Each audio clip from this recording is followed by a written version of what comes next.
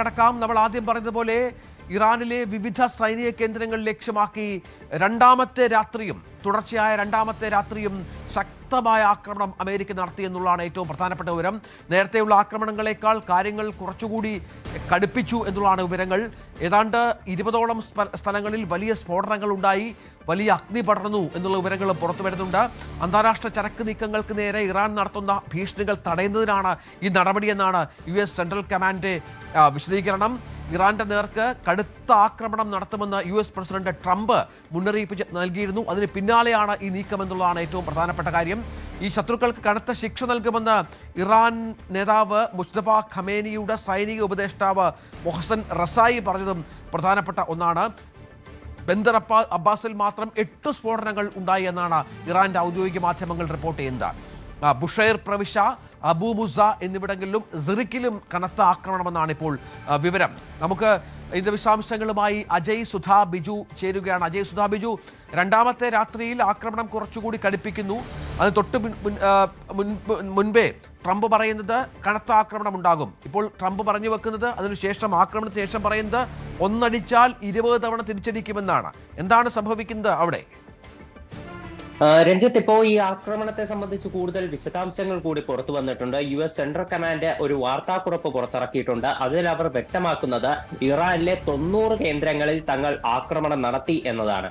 ഈ ആക്രമണം നടത്തിയത് ഇറാനിലെ വ്യോമ പ്രതിരോധ സംവിധാനങ്ങൾ, കോസ്റ്റൽ സർവൈലൻസ് സിസ്റ്റം, അതുപോലെ മിസൈലിന്റെയും ഡ്രോണിന്റെയും സ്റ്റോറേജ് സംവിധാനങ്ങൾ, പിന്നെ നേവൽ കേന്ദ്രങ്ങൾ, മിലിറ്ററി ലോജിസ്റ്റിക്, ഇവയെല്ലാം കേന്ദ്രീകരിച്ചാണ് ആക്രമണം നടത്തിയതെന്ന് US സെൻട്രൽ കമാൻഡ് വ്യക്തമാക്കുന്നുണ്ട്.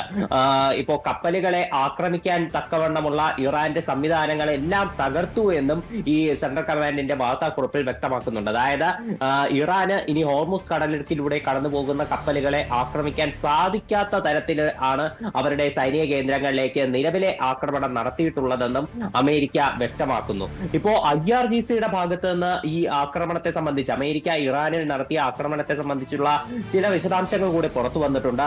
അതായത് നമ്മൾ ആദ്യം റിപ്പോർട്ട് ചെയ്തതാണ്, വടക്ക് കിഴക്കൻ ഇറാനിലെ ഒരു പാലം തകർത്തിരുന്നു. ഈ പാലം എന്ന് പറയുന്നത് അക്തെക്കെ ഖാൻ എന്ന് പറയുന്ന ഒരു പാലമാണ്. ഈ പാലം തകർക്കാൻ വേണ്ടി മാത്രം 7ഓളം മിസൈലുകളാണ് US തൊടുത്തുവിട്ടത്.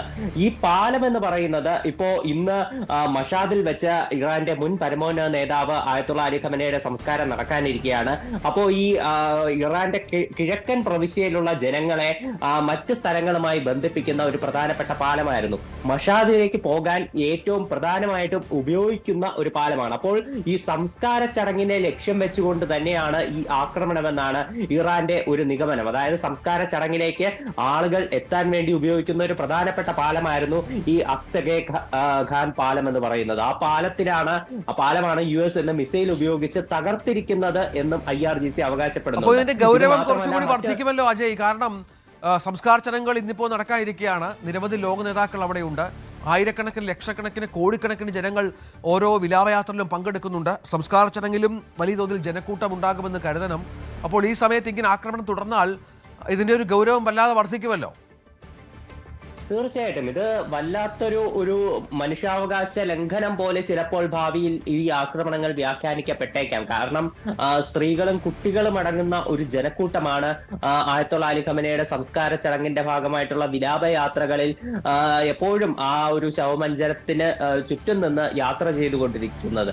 ഇന്നലെ ഇറാഖിലെ 2 നഗരങ്ങളിൽ വെച്ചായിരുന്നു പ്രധാനമായിട്ടും ഈ വിലാപയാത്ര നടന്നത്. ഒന്ന് നജാഫിൽ വെച്ച്, മറ്റൊന്ന് കർബാല എന്ന നഗരത്തിൽ വെച്ച്. ഇവിടെ രണ്ടിടത്തും വലിയ തിരക്ക് തന്നെ അനുഭവപ്പെട്ടിരുന്നു.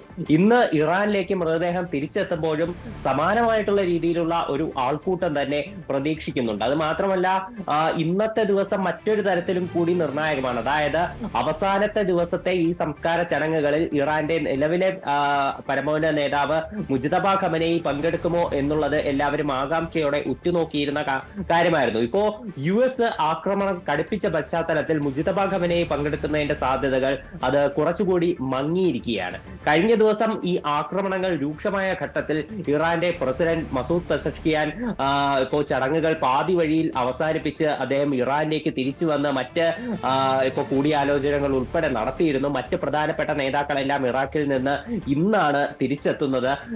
പ്രധാനമായിട്ട് പല പ്രവിശ്യകളിലും ഇറാന്റെ കഴിഞ്ഞ ദിവസം ആക്രമണം നടന്നത് ഇറാന്റെ തെക്കൻ മേഖലകൾ കേന്ദ്രീകരിച്ചാണെങ്കിൽ ഇന്ന് ആക്രമണം നടന്നിരിക്കുന്നതിൽ വടക്കൻ മേഖലകളും വടക്ക് കിഴക്കൻ മേഖലകളും തീർച്ചയായും ഇതിന് പ്രകോപനമായി മറ്റൊരു കാര്യം കൂടി അവിടെ സംഭവിച്ചു.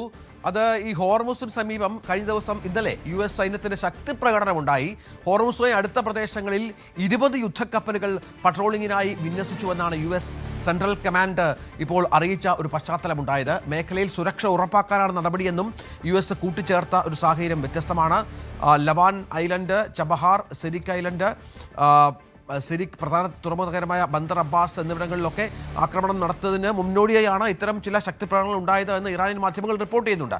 അജയ്, ഇപ്പോൾ ഹോർമുസിൽ ആധിപത്യം സ്ഥാപിക്കാനുള്ള അമേരിക്കയുടെ ശ്രമം കൂടി ഇറാനെ പ്രകോപിപ്പിക്കുന്നുണ്ട് എന്ന് വേണം മനസ്സിലാക്കാൻ. അവിടെ ശക്തി പ്രകടനമൊക്കെ നടത്തുന്നതിനെതിരെ വലിയ മുന്നറിയിപ്പ് ഇറാന്റെ ഭാഗത്തുനിന്നുണ്ടായിട്ടുണ്ട്. ഇറാനുമായി ഒരു 14 ധാരണാപത്രം ഒപ്പിടുന്ന സമയത്ത് തന്നെ ട്രംപ് വ്യക്തമാക്കിയ കാര്യമായിരുന്നു US സൈന്യം ഹോർമുസിൽ നിന്ന് പൂർണ്ണമായി ഒഴിഞ്ഞു പോകില്ല എന്നുള്ളത്.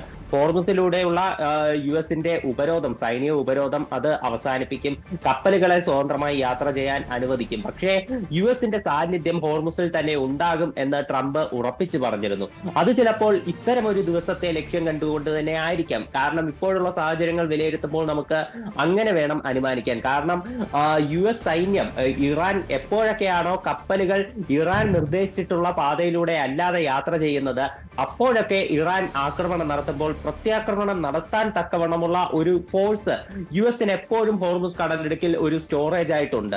അപ്പോൾ അതിന്റെ ഏറ്റവും വലിയ തെളിവ് തന്നെയാണ് ഇന്ന് പരക്കെ വലിയ രീതിയിൽ ഇറാന്റെ പല പ്രവിശ്യകളിലും ആക്രമണം നടത്തിയത്. ഇന്ന് ഇപ്പോ ആക്രമണങ്ങളിൽ ഒരു മരണമാണ് ഇതുവരെ റിപ്പോർട്ട് ചെയ്യപ്പെട്ടിട്ടുള്ളത്. എന്നാൽ ഇത്തരത്തിൽ ആക്രമണം തുടരുകയാണെങ്കിൽ ആ മരണസംഖ്യ ഉയരാനും സാധ്യതയുണ്ട്. തീർച്ചയായും അതിനിടയിൽ പശ്ചിമേഷ്യയിൽ ഈ സംഘർഷത്തിന്റെ മറ്റൊരു പശ്ചാത്തലം ഒരുങ്ങുന്നത് ഇറാന്റെ തിരിച്ചടി ഇപ്പോൾ ഉണ്ടായിരിക്കുന്നത് എവിടെയാണ്? കുവൈറ്റിലും ബഹ്റൈനിലുമാണ്. ഈ പൂർണ്ണ ഉത്തരവാദി, സംഘർഷങ്ങൾക്ക് പൂർണ്ണ ഉത്തരവാദി അമേരിക്ക ആണെന്നുള്ള ഇറാന്റെ പ്രസ്താവനയും പ്രധാനപ്പെട്ട ഒന്നാണ്. വാഷിംഗ്ടൺ മുൻപ് ഒപ്പുവെച്ച കരാറുകൾ ലംഘിച്ചുവെന്നും ഇറാൻ വിദേശകാര്യ മന്ത്രാലയം പ്രസ്താവനയിൽ കുറ്റപ്പെടുത്തുന്നു.